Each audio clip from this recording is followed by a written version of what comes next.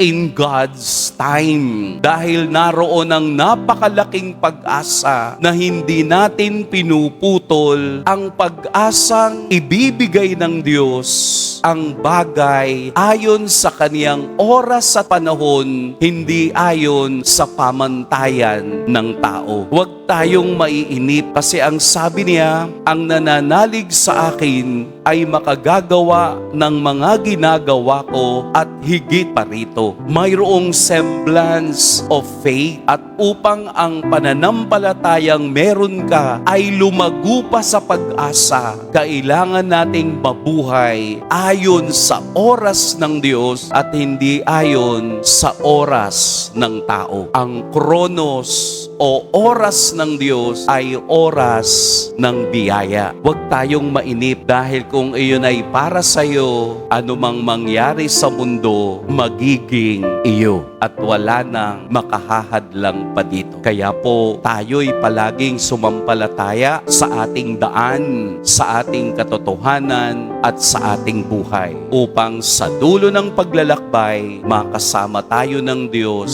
sa mga silid o bahay na kaniyang inihahanda para sa atin. Amen. Mag-iingat po kayo ngayong araw. Pagpalain tayo ng poong may kapal.